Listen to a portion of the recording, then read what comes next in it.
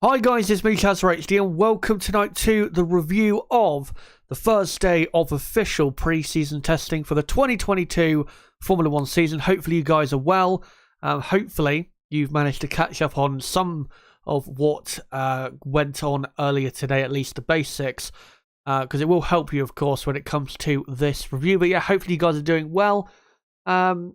The session earlier, I mean, it wasn't that eventful. It got a bit more eventful towards the end once the track conditions got a bit better and, most importantly, cooler and more representative rather.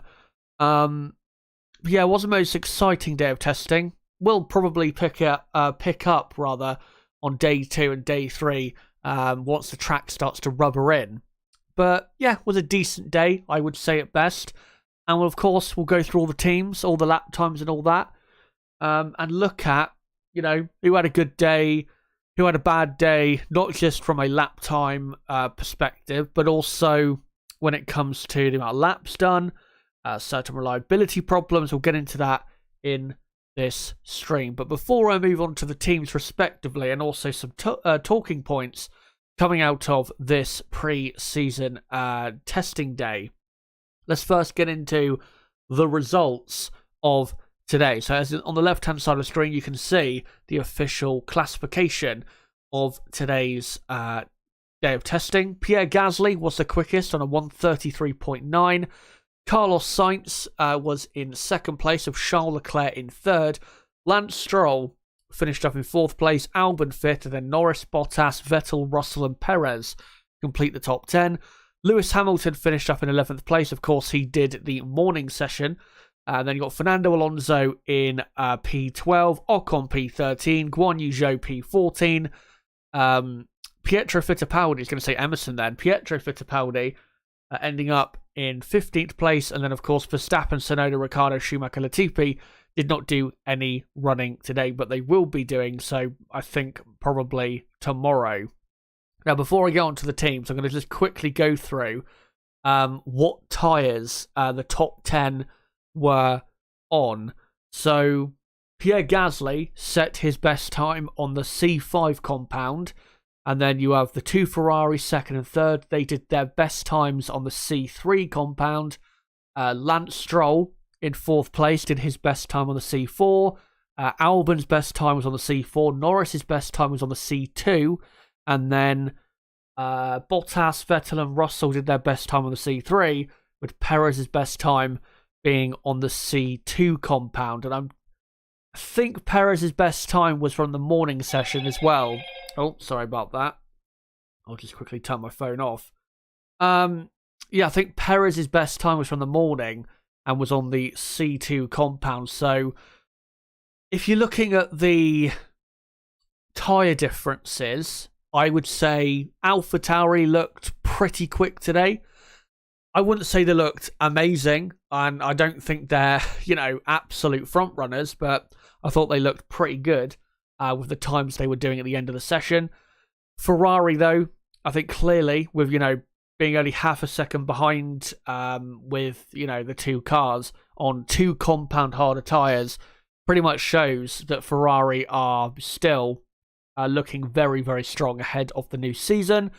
Stroll and Albon, kind of, I guess you would say, as expected.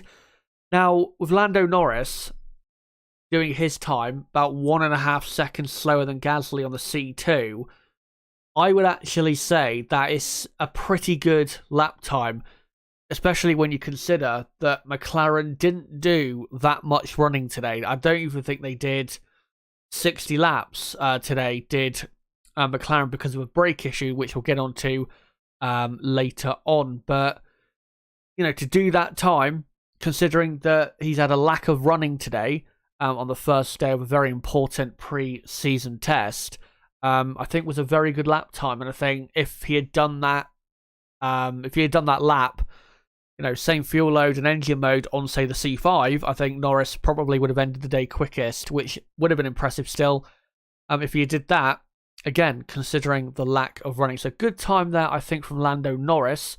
And then Bottas, Vettel and Russell. I think Bottas, just okay.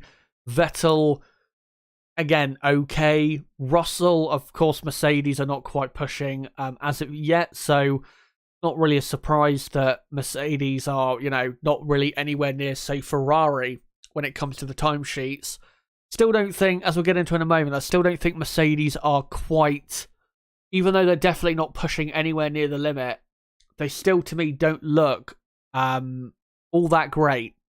I think they'll be a front runner this season, but I don't think their car right now looks to be, an absolute stunner compared to years past.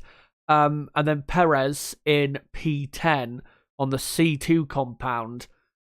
Considering that he did that in the morning session, and definitely there would have been more grip in the afternoon session, and the conditions especially, towards the final couple hours would have improved.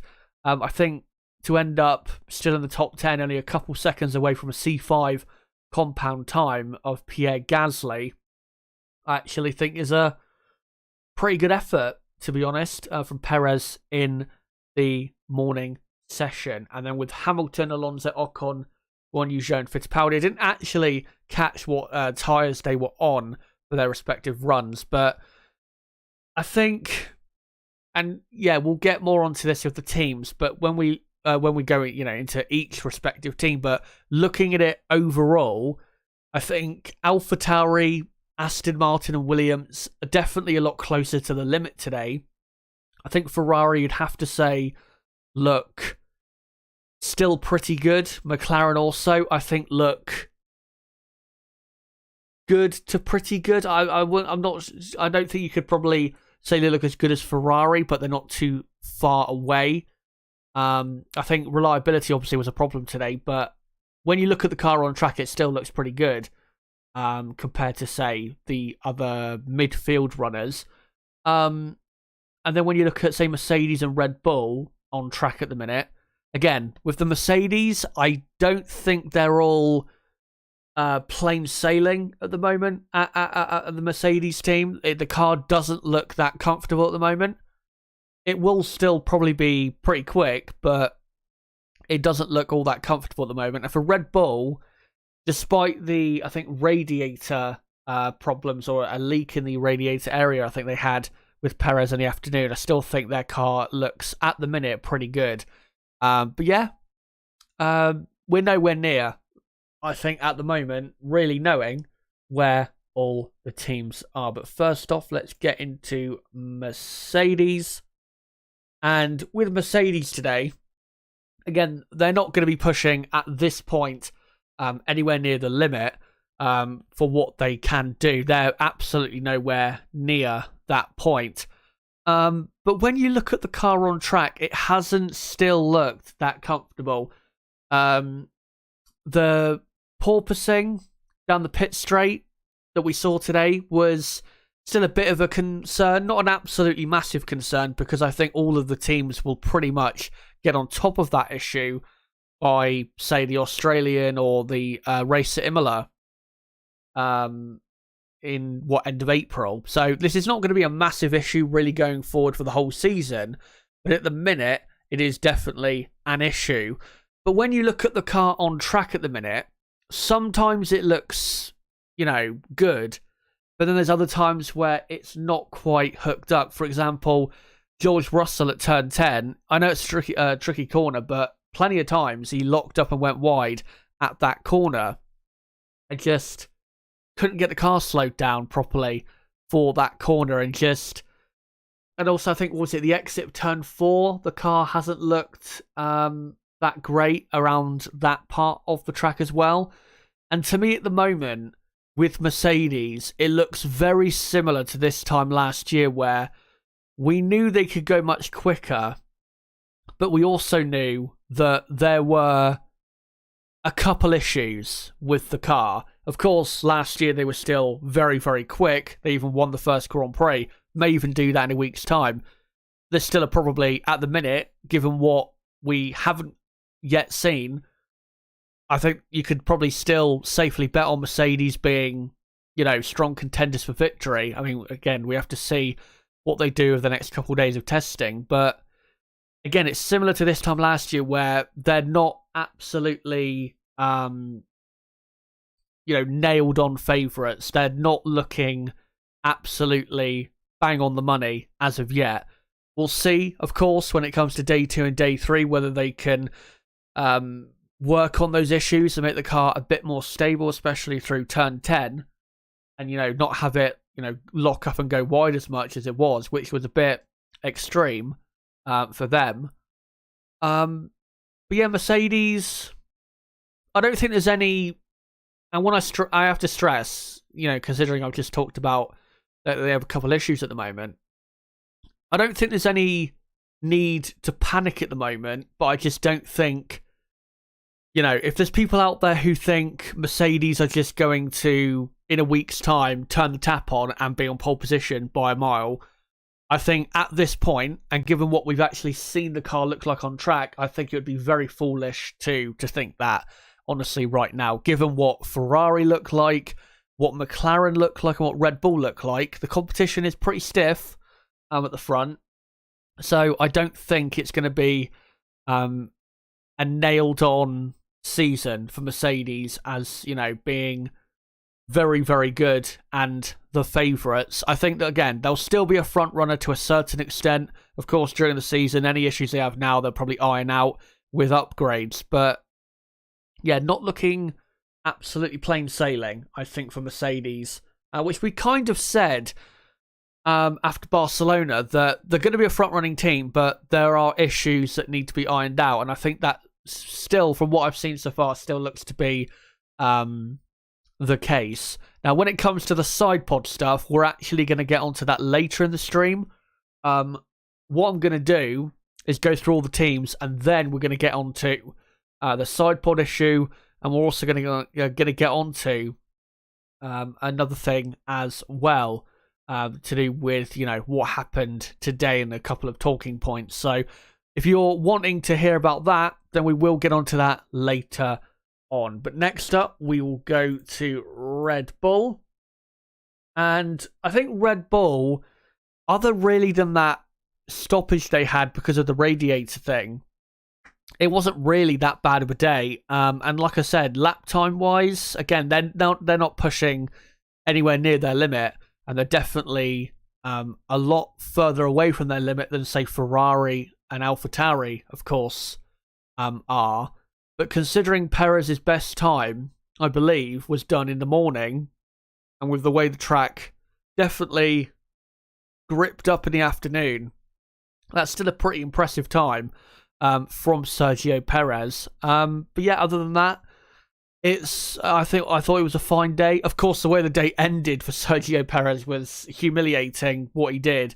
Of course, a virtual safety car came out at the very end that they normally do to test out the systems and test out that the driver dashboards are receiving the message about the virtual safety car and everything's working fine. And simply, because his tyres were cold, spun out of turn 8 and then just simply reversed into a gravel trap that he couldn't get out of. So, yeah, pretty humiliating. Probably the worst mistake he's ever made, to be honest. So, yeah, just a really horrible thing for him to do. And that pretty much ended, or did actually end, the day's running, which is a shame because I think Pierre Gasly was actually going to go out and do another run on the C5 compound, so we could have got an even quicker time from Gasly. But yeah, other than that, I don't see really any issues for Red Bull. Their car on track looks absolutely fine. I don't see anything with the Red Bull where I'm like, oh, that's an issue, or, they were repeatedly not great at a certain part of the track. The car looks balanced and absolutely fine. I'd say when I see it on track, it, to me, looks more balanced than the Mercedes car at the moment. Again, Mercedes could still be quicker. We'll have to see once Mercedes start to push a bit harder.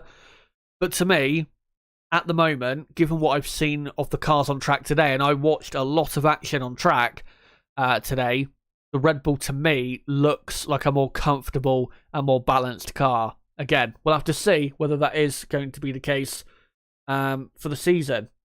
Now, we'll move on to Ferrari. And I think still at the moment, for a couple reasons, we'd have to say Ferrari are still looking the best out of all of the teams. One reason is because, like I've said, Mercedes and Red Bull are not pushing as hard as they can and are definitely further away from their limit or the limit than Ferrari are. Ferrari are a lot closer to that. But also, Ferrari, I think, and I think Binotto even talked about this, they're now at the point where they're just trying to optimize the car and get it into its, or try and find out how good it really is, what setups work on the car, and just try and, again, optimize the car when not only are Mercedes and Red Bull, as they normally do, sandbagging and not running anywhere near the limit or anywhere near the pace of the Ferrari, they're also testing upgrades on Mercedes and Red Bull, when Ferrari, I don't think, really have any, if that much, upgrades at all to their car. So it's not really a surprise that at the moment Ferrari are still looking very, very good, and until Mercedes and Red Bull show otherwise, I'd say at the moment Ferrari are still looking very good to be title contenders this season. Whether they're title favourites, again, we're nowhere near, unfortunately, knowing that. But yeah, I don't see any reason, if you're a Ferrari fan right now, I don't see any reason to be concerned. Maybe don't get too excited, because Mercedes and Red Bull could hook up an absolutely phenomenal lap, during the final couple days of testing and really show what they have to offer. But yeah, if you're a Ferrari fan right now, definitely be happy and optimistic, but just don't get too over the top, because I don't think we have enough evidence yet to suggest they are, say, as quick as they were, say, I don't know, back in 2018 or something like that, where they had a car that was, I mean, in my view, it was the quickest car that year, but at least a car as quick as whatever the other quickest or, title contending cars are. We can't quite say that yet, but again, just like Barcelona, they're looking very, very good, and I can't see any reason really to be critical or really say that, this is an issue, that's an issue. Also, when I look at the car on track, it looks very good, very comfortable. The I need to get used to saying this word, porpoising. I'm going to have to be saying it a lot this year. Doesn't really seem to be an issue at all on the Ferrari. I mean, if you compare it to Mercedes have it way more than Ferrari do. Again, all of the teams will get on top of this soon enough in the next 2 or 3 months, but thankfully, from Ferrari's point of view, it's not something they actually have to worry about, because it seems as though they're pretty much on top of it. But yeah, looking good so far for Ferrari. We'll see what they do tomorrow. And I have to say, considering Gasly did his best time on the C5, 33.9, and considering that Sainz and Leclerc only half a second behind on 2 compound harder tyres, clearly showing that Ferrari do have a very good car for this year. Also, Leclerc, I think his lap time proven to be actually very impressive, because, of course, he did the running in the morning. If he had done the running in the afternoon, then he probably would have been at least second, if not quickest, because, of course, the track was in much better condition in the afternoon. So, yeah, Ferrari are looking very, very good indeed. Next up is McLaren. In terms of reliability, not good. Brake issues for Lando Norris, and we'll get on to later how this is not going to be a quick fix, and this might be a bit of an issue for them over the rest of the testing program, tomorrow and Saturday, of course. Yeah, just not good for them, because they were doing, I think in the morning, they were doing some long runs, some race runs pretty much, just trying to test out their aero, see that everything was working fine, and then had this brake issue, and it put them in the garage for quite a long time. Then eventually, when they did start to get out on track, They did, the car looked good and that, even though Lando Norris went off about 1,000,000 times, it seemed, at turn 10. The car looked fine. The lap time that Norris did on the C2 at the end of the session, I thought was a pretty good lap time. So I don't see any reason, honestly, at the moment to worry about McLaren pace-wise. But again, given that brake issue, which we'll get more into later on, it might become a bit of an issue when it comes to being able to complete race runs in testing going over the next couple of days. But yeah, the McLaren still looks fine. I think we can say for sure at this point, because Ferrari and McLaren, I've noticed this not just in this testing, but in the last couple of years, really, Ferrari and McLaren tend to run similar programs. They don't really tend to, when they do their best times of the day, McLaren don't tend to run, way more fuel than Ferrari or vice versa. They tend to be around the same. And when Norris, again, did his time, it was on a step harder compound compared to the Ferraris. But he is still, compared to the Ferraris, quite clearly slower. Now, of course, with more running, he could have gone quicker. I understand that. But I think we can say, just by looking at what the Ferrari's doing and how the Ferrari on time and on track looks, so good, I think we could definitely say at the moment that the McLaren is just not as good as the Ferrari car. That might change, of course, in the next week or so, but McLaren, yeah, they look, to me, McLaren, when I see them on track, I think they're more of a third or fourth best team type of outfit. I don't look at them and think they could be a title contender just yet. They may be a race-winning contender later in the season. The car, and out of the blocks, has looked very, very good, but it just doesn't look as good as the Ferrari. And I think, again, when Mercedes and Red Bull start to push a bit harder, then they might find themselves falling a bit further behind. But yeah, those reliability issues, as we'll get onto later on, could be an issue. Next up, Aston Martin.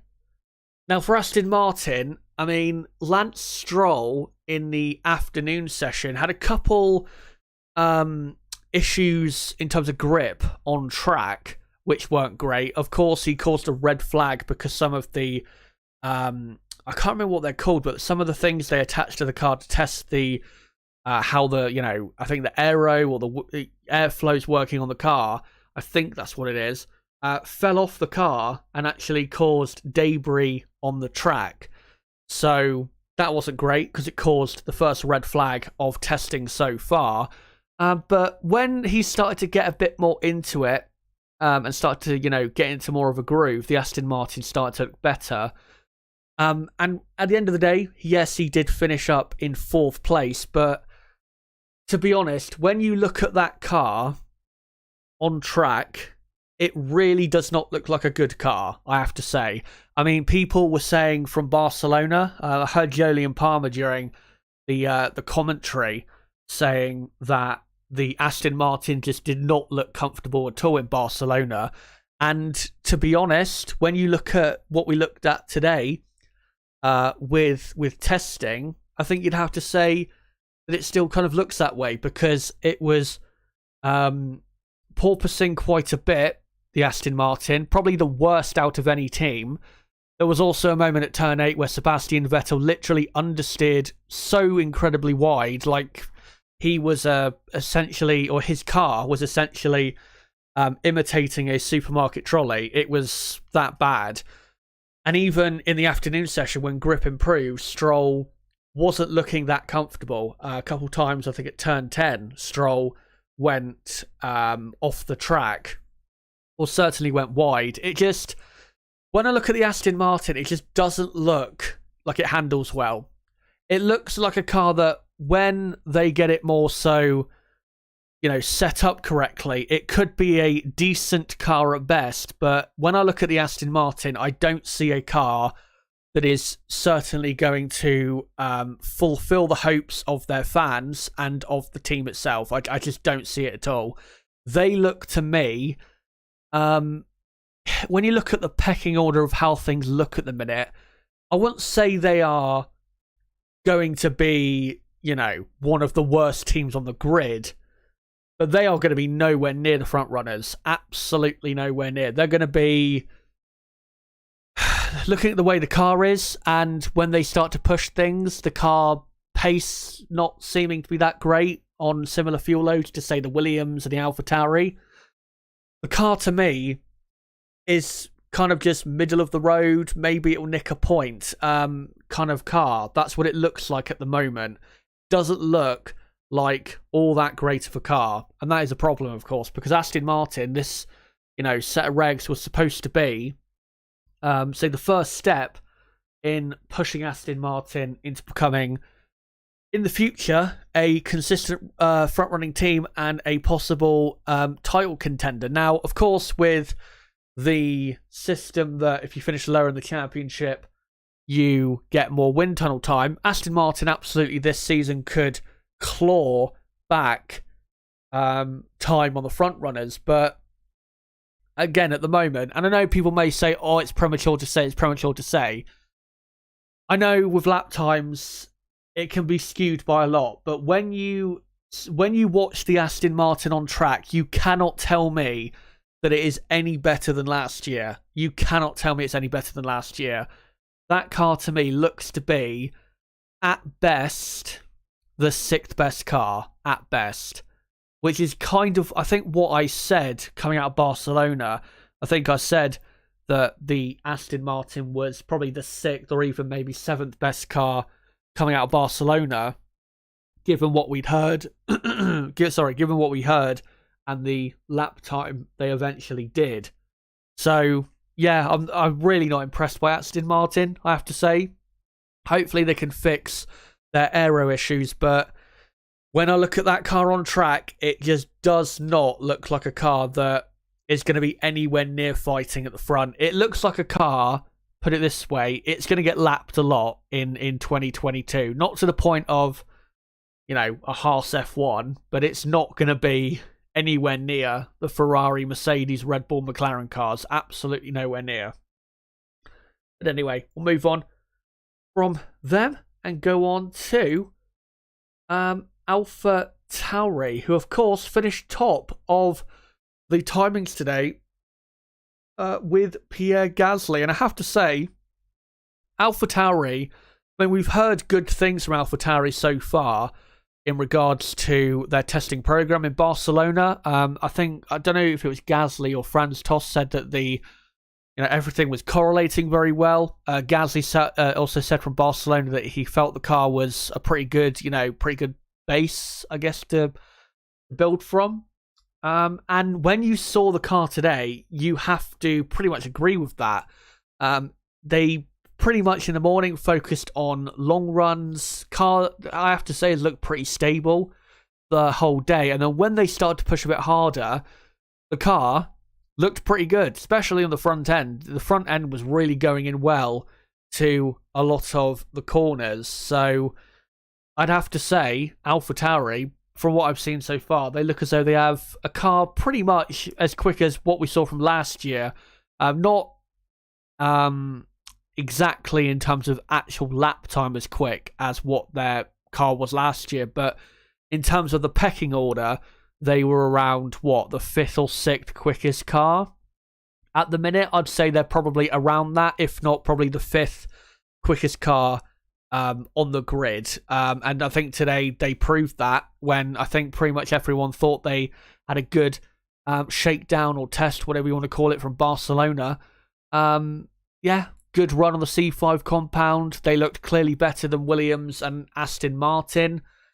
Don't really need to worry about them right now, I'd say AlphaTauri. They look as though AlphaTauri, at the moment, given how their car looks, so balanced and it looks like it has good grip, and given the times they did, I would say they're pretty much...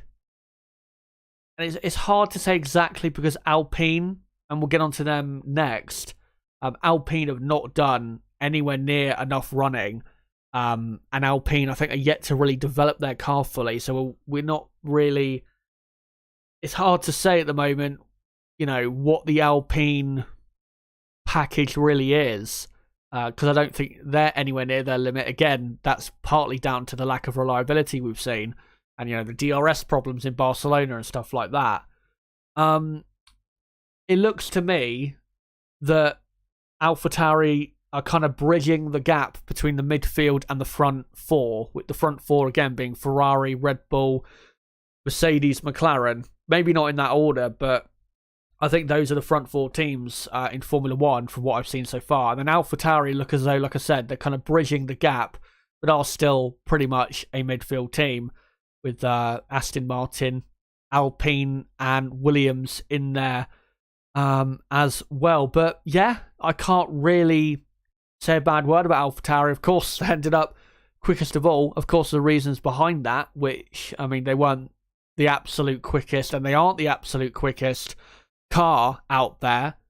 But they look good. It's very similar to last year, where they were quite high up in the timesheets and looked pretty good during testing in Bahrain. I can't really fault them at all. And yeah, looking very good for them. Hopefully, they will continue this in the next couple of days, which, to be honest, I think they will.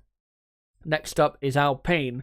Again, with Alpine, because they didn't really develop their car as much in Barcelona, or, the car we saw in Barcelona was a very basic, I think, version of the Alpine car compared to what we're probably going to see at the Grand Prix next weekend and possibly at the end of this test.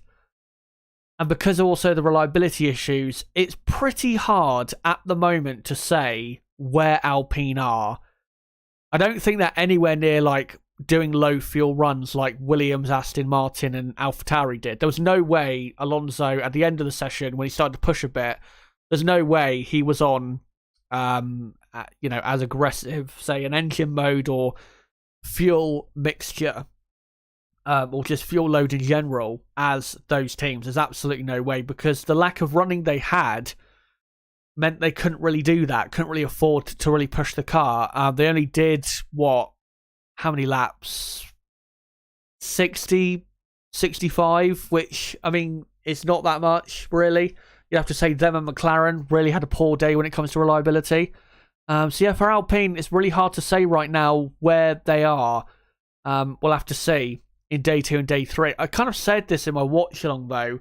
They remind me a lot at the moment of Aston Martin from last year, where we didn't really know coming out of testing how quick Aston Martin were, because Aston Martin had a lot of reliability problems. And then when we came to the first race, we found out that that Aston Martin had a decent car, but it was, compared to what it was like a few races later, it was nowhere near their full potential. So I think that might be what we see. If these issues continue, that might be what we see from this team going into the first few races of the season, because I just get the feeling that they are quite a bit away from optimizing fully this car, and they're quite a bit behind other teams when it comes to optimizing their own respective cars. So yeah, I think Alpine, just very hard to say. Very, very hard to say where they are at right now. Hopefully, they will have a day tomorrow that is a bit more reliable. Next up is Williams. And Williams, their car on track looks decent. Compared to what it's looked like in the last few years, you'd have to say probably pretty good, but I'd say overall pretty decent. They don't look actually that far away from teams like Aston Martin, really.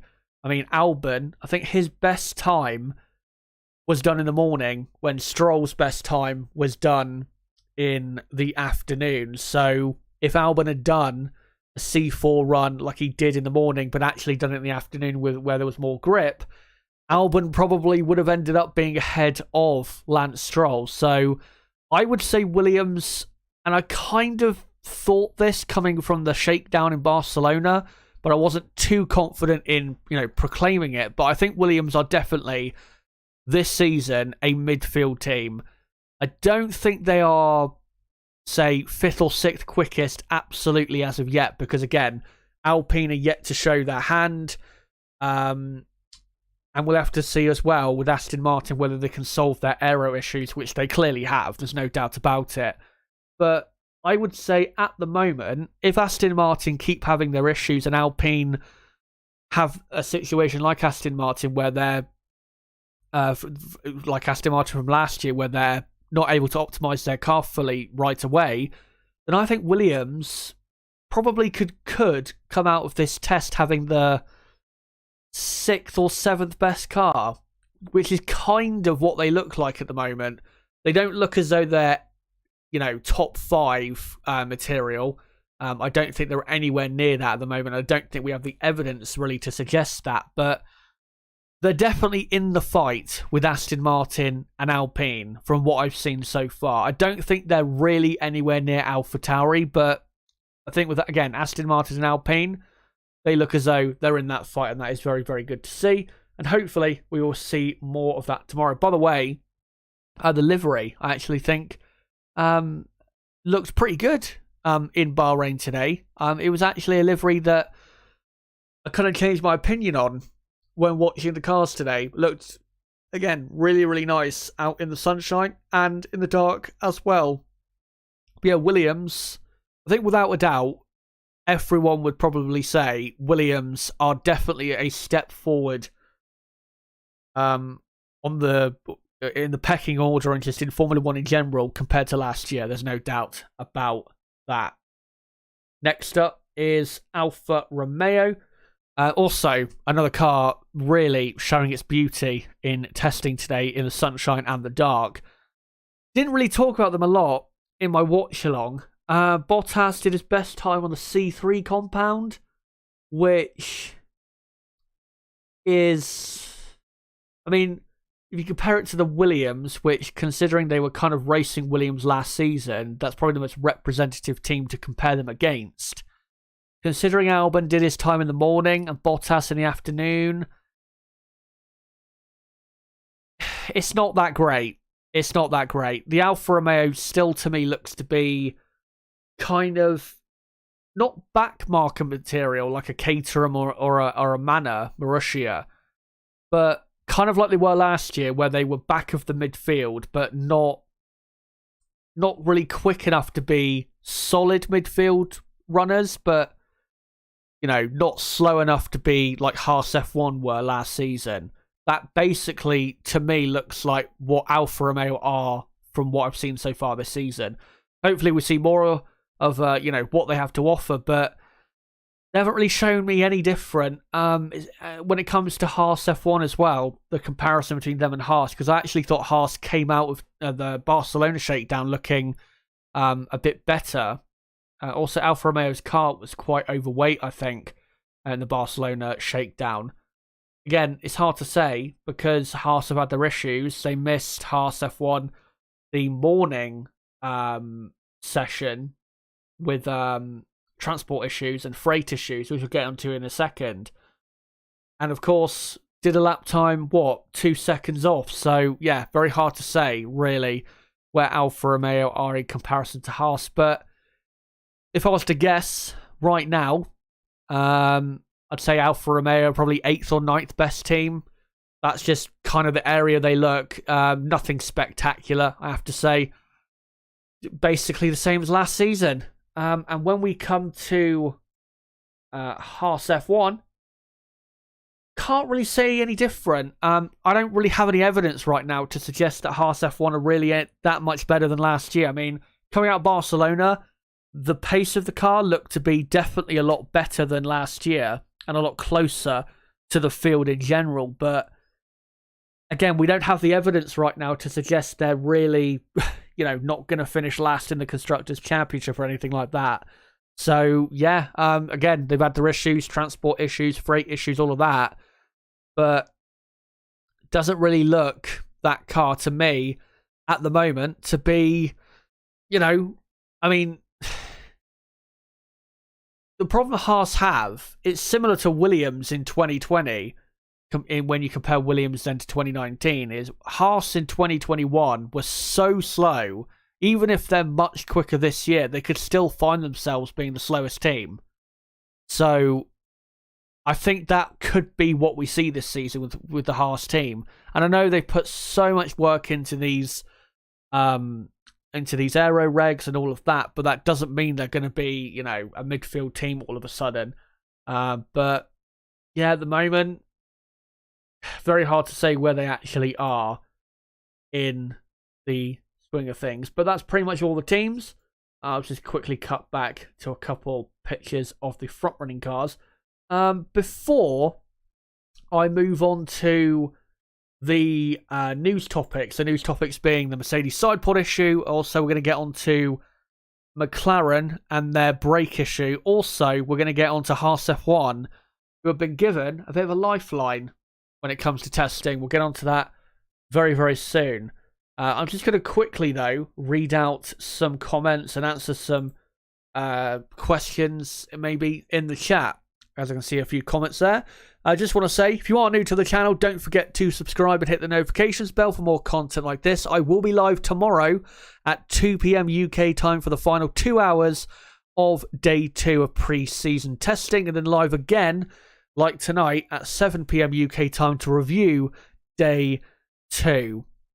So make sure, again, to subscribe and hit the notifications bell for that content coming up so you're notified as to when it comes out. Smash the like button and share this video and channel everywhere you can. And as well, don't forget to follow me on Twitter at ChazHD5. On that Twitter account, you can also keep up to date with what is going on channel-wise. Anyway, let me read some comments.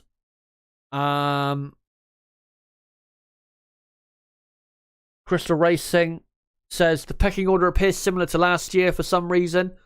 Well, I think Anthony Davidson actually explained this quite well during the morning session, where he said because of the regs being put back a year, and with when the cost cap came in, all of the top teams weren't really disadvantaged at all because they could then dedicate so much unlimited money and resources to this year, which is why they still have that buffer to the midfield. When I think coming into this year, the hope, obviously we want cars that can race better, but I think the hope, one of the big hopes, maybe the biggest, is that we would get some of the teams who are in the midfield being able to fight consistently or more consistently with the front runners. But because of all that, you have what you have now, where it is pretty much the same or similar-ish order. What you have is, again, you have the top 4, which is Mercedes, Red Bull, Ferrari, McLaren. Again, I don't know if it's that order. We don't know yet. And then you have the midfield, which is AlphaTauri, Aston Martin, Williams, Alpine. And then you have the back 2 teams at the moment of Alfa Romeo and Haas, which is pretty much the same as last year, which is a shame. I don't think we've seen anything yet to suggest that there is a massive, real changing of the field or pecking order. Let's read some comments here if I can. Crystal Racing says AlphaTauri and McLaren might be fighting each other for P4, particularly if Tsunoda is competitive.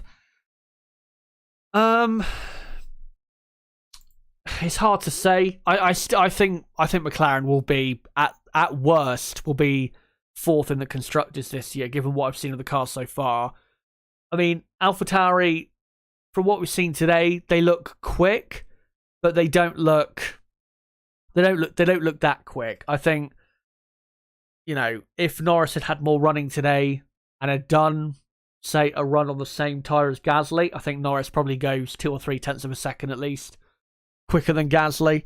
I think AlphaTauri, like I said, I think they're quick, but I don't think they're quite that quick. I think there's probably, at the moment, again, it's probably the hardest to say with the top teams because Mercedes and Red Bull are just not pushing.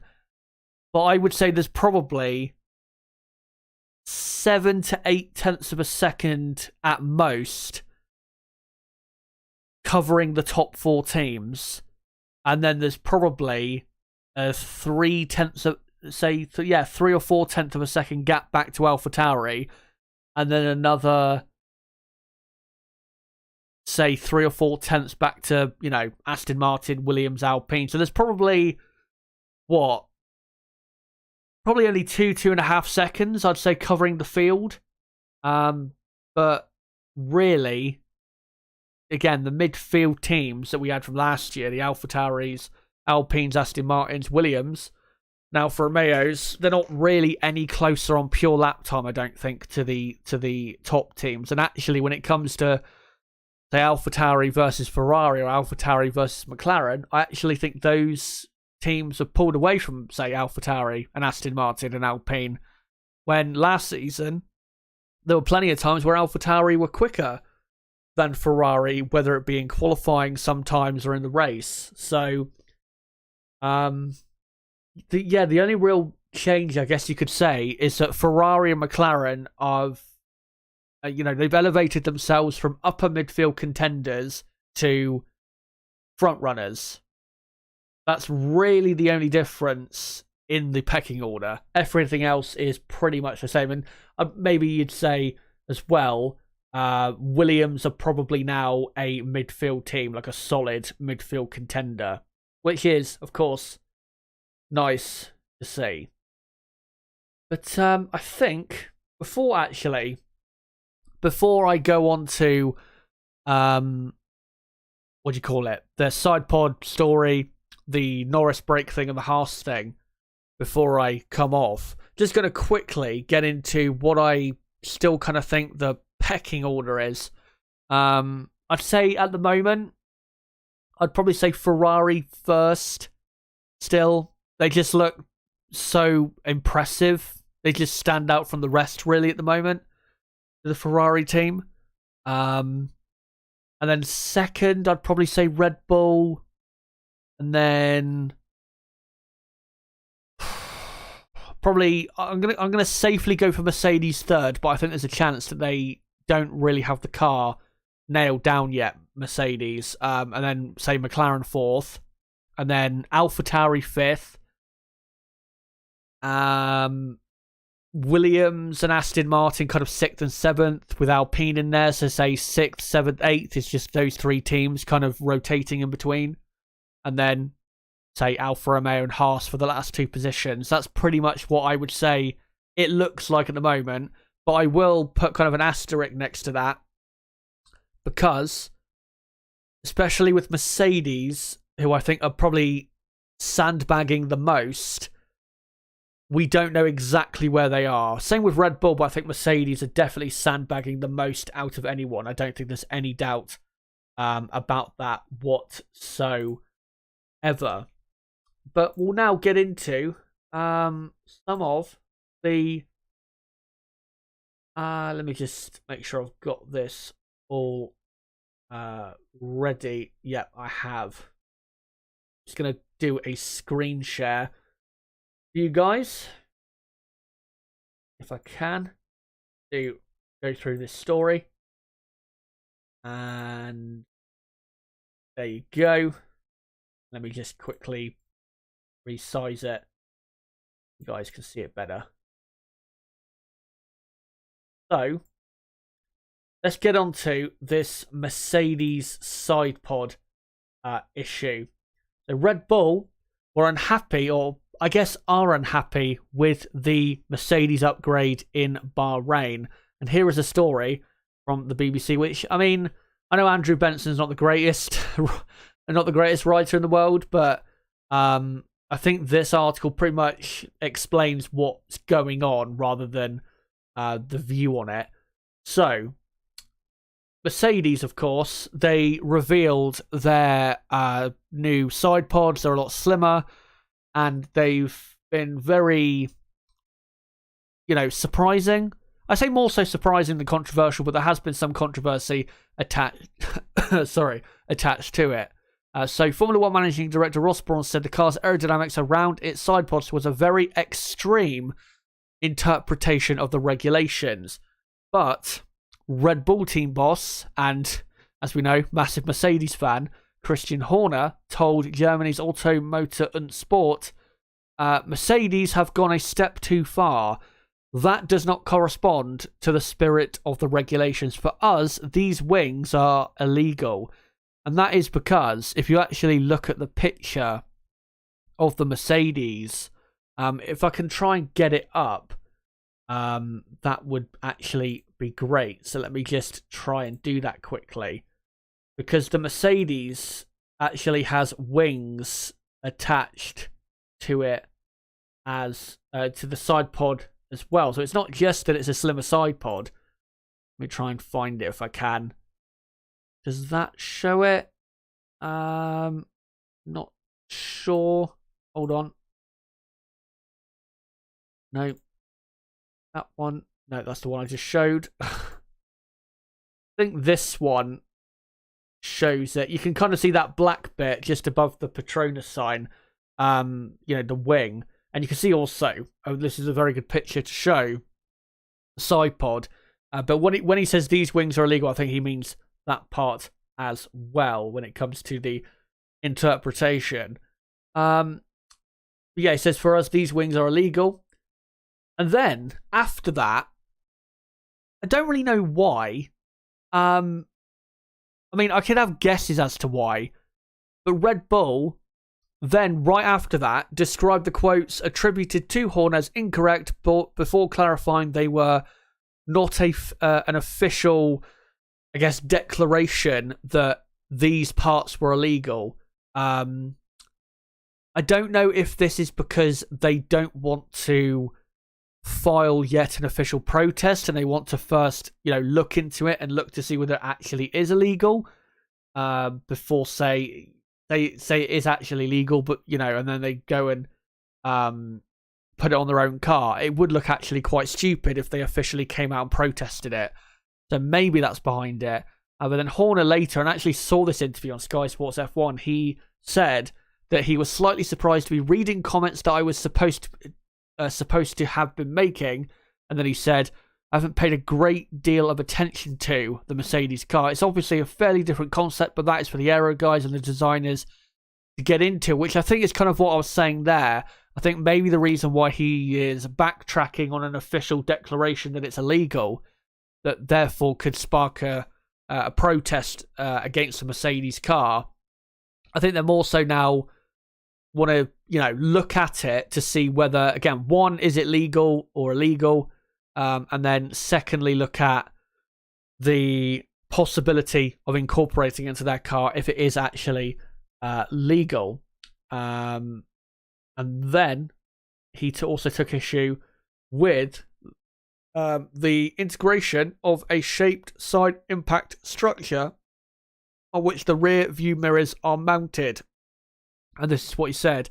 He said, those are not mirror mounts, but two wings. In addition, they have built vertical baffles on top. They have nothing to do with the mirror mount. Also, Matteo Binotto, Ferrari team principal, raised questions as well, saying no doubt it is a great car. That should not be a surprise to us. A concept quite different to ours. Quite interesting with the cooling layout on the side pods. It definitely is quite a bit different compared to the Ferrari. But when I look at these comments, I know Binotto goes on to talk about, surprise when it comes to the way the Mercedes have designed their mirrors and stuff like that.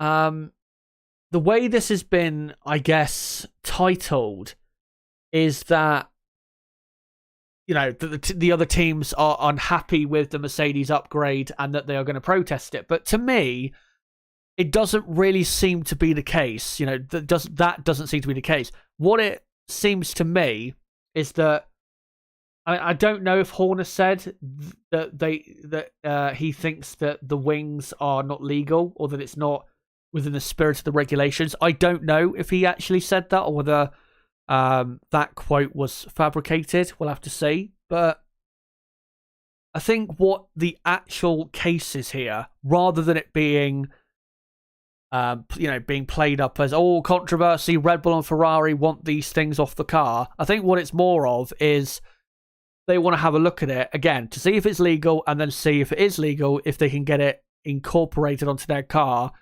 as long as it is actually proven to be a better solution to, of course, the issue of making your car as quick aerodynamically as possible with the least amount of drag, of course, and, you know, combining the two. That's what it seems to me to be. I know, obviously, everyone wants to go for the sensationalized headlines and all of that stuff, but I think that's what it really is. I think it's just surprise at what they've done, and they're going to look into it and see, you know, what it's really all about. And to be honest, at this point, we don't even know if it's actually a good solution on the side pod there. I mean, the reason they've gone for it is to reduce drag. It might not end up working for them. So there's no need at the minute to really get too overexcited about this, because it could end up not really working for them and them going more so in the direction of what Ferrari have done with their side pods. So honestly, I don't think at the minute teams like Red Bull and Ferrari or McLaren or anyone else really should be getting too upset. And I don't think they really are massively, but I don't think they should be getting that upset, because it's yet to be proven whether it actually makes the car quicker. Very interesting concept, but we are yet to see whether it actually does work. But we'll now move on from that and go on to McLaren. Now, McLaren, of course, like I told you, they had brake issues earlier in the day. Only, I think, what was it? Let me just try and see. 50 laps is what Lando Norris did today on Thursday, and it was caused by a brake issue. But Lando Norris actually believes that this issue is not, sadly, probably going anywhere quick enough for what McLaren need. Let's get into that now. So here is the Race Fans article, where he says, the braking problems McLaren encountered today won't be solved easily and will limit the team's mileage. In the meantime, he only, like I said, covered or did 50 laps. And then he explained, we just had problems with the brakes today, simple as that. He doesn't know the exact problem, but he does, it is stated that rising brake temperatures is what caused the team to only do short runs rather than a proper long run, which, of course, that is not what you want in testing. You need to do as many long runs as you can. One, to figure out if the balance of the car is good, and secondly, for reliability reasons, of course. And then he goes on to say, there's things we're trying to fix for the next few days. It's not going to be an easy fix. We'll see what we can do. Everyone's working hard to come up with something. And it says the team are already working on improvements which will help them cover more laps in the coming days. And then he said, we hope to figure out things tonight and over tonight and into tomorrow and so on. But it obviously wasn't something we could just fix today. It's not something that's easy to fix. We'll come up with compromises and things in there to allow us to do more running for sure. I'm not too sure just yet. I was driving the car as much as I could and getting to know everything else. And then he also was asked about, will Daniel Ricciardo be well enough for tomorrow? And apparently, still not feeling well, but resting and sleeping, and we'll see. Hopefully, it'll be better tomorrow. But I have to say, that is really not good news if they're having to mitigate for those brake problems, because, I mean, these issues didn't come up in Barcelona from what I know. And then as soon as we come to a track where it's obviously the temperatures are way, way, way hotter than we would have got in Barcelona. I mean, the max temperature you would have got in Barcelona, the air temperature, 20 degrees probably at the absolute maximum. Probably mostly around like 16, 17 degrees Celsius. Not really that warm, I have to say, for what F1 cars like. F1 cars normally perform very well in like 25 degrees Celsius type weather. So, to come from that to Bahrain, where it's, especially when you're in the day doing running, where it's very, very, very, very hot compared to Barcelona, and of course winter time in Europe, it's not great that those rising temperatures when it comes to the brakes start happening. And given that we've only got 2 more days of testing and then a Grand Prix next weekend, I'm not sure if that is the case, what you were saying, that they're just having to mitigate really at the moment until they can really fix the problem, sounds to me like this could be a problem next weekend with the brakes. And also, if they don't really get a good enough fix for it, say in the next week or so, it's not a great thing, is it? Going into the rest of the season where, we're going to race in places where it gets very hot. So, yeah, got to get on top of that. I think the next race after Bahrain, Saudi Arabia? I mean, it does take place at night time, so I guess it won't be quite as hot. The sessions take place later in the day, so I guess it won't be quite as hot as it would be, say, in Bahrain. But then a couple months after that, we go to Miami, which will be, trust me, very, very hot at that part of the year. So, yeah, hopefully they don't have to mitigate for too long when it comes to that. And finally, we'll go back to Haas F1. So obviously, Haas F1 were struggling to make the first morning and really the entire first day of testing because their freight was late to getting into Bahrain. It was stuck in the UK for a while also. I think they had transport issues with some of the other stuff in Istanbul. That's why Haas F1 were not doing any running in the morning.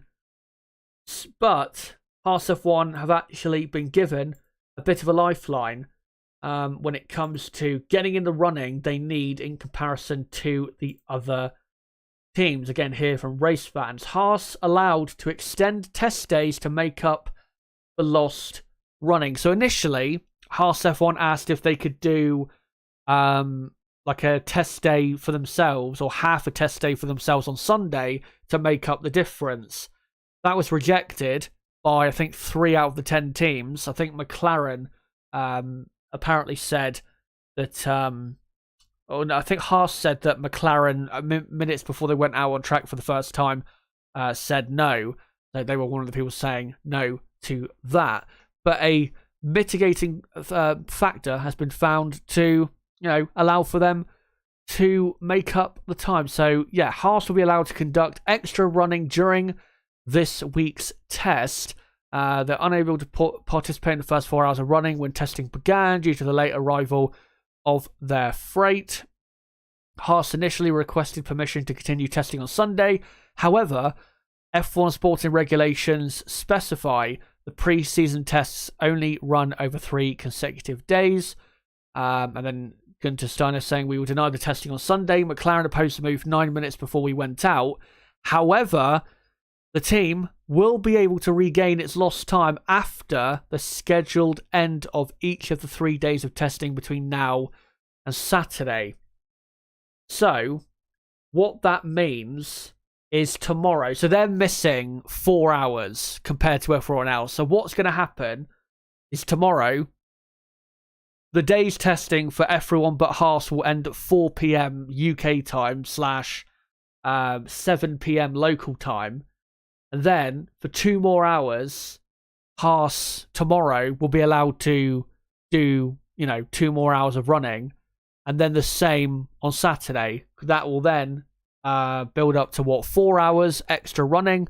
That will then get them pretty much in line running wise and time on track wise with the other teams, which I think is a good solution for the Haas team. And I know people might say, it's not the other team's fault about what happened with Haas, and it gives Haas a kind of an advantage to get that time back. But at the end of the day, what happened to Haas when it came to the freight and all of that, it wasn't their fault at all. It was just bad luck, literal bad luck.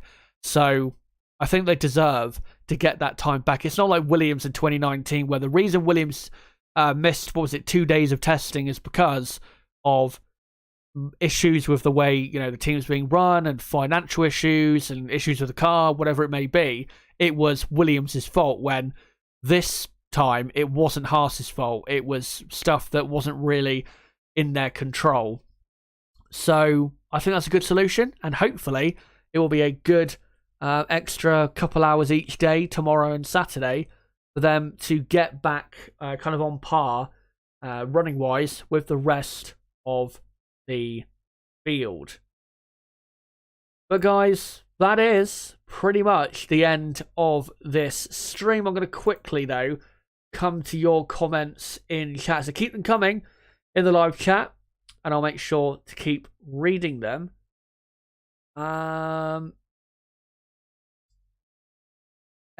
Battaglia says, is active suspension a realistic solution for porpoising?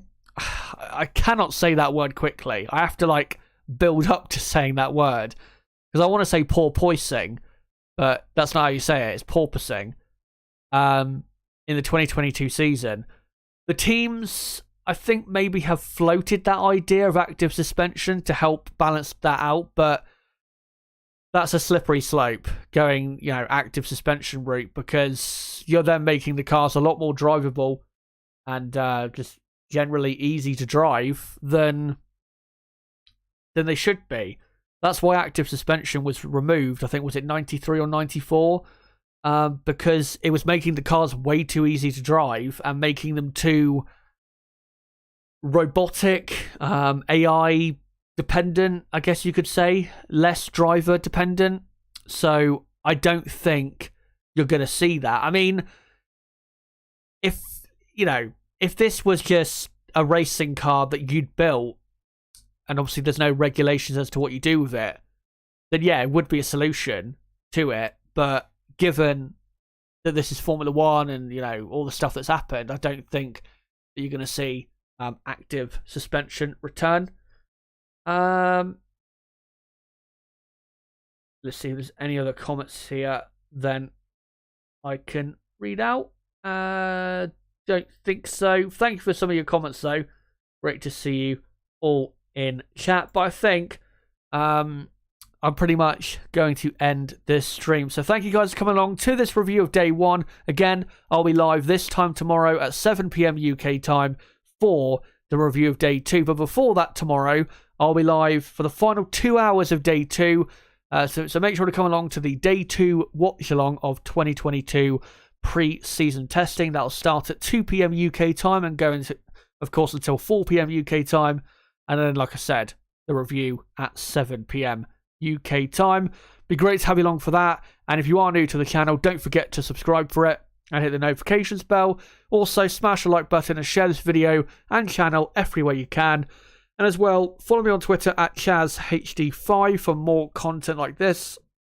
And another great way of keeping up with the content is by joining my Discord server, link below in the description for that. Also, quite a lot of people in that Discord as well. But guys, until the watch along for day two of pre-season testing in Bahrain, it has been me, Chazzer HD. Goodbye.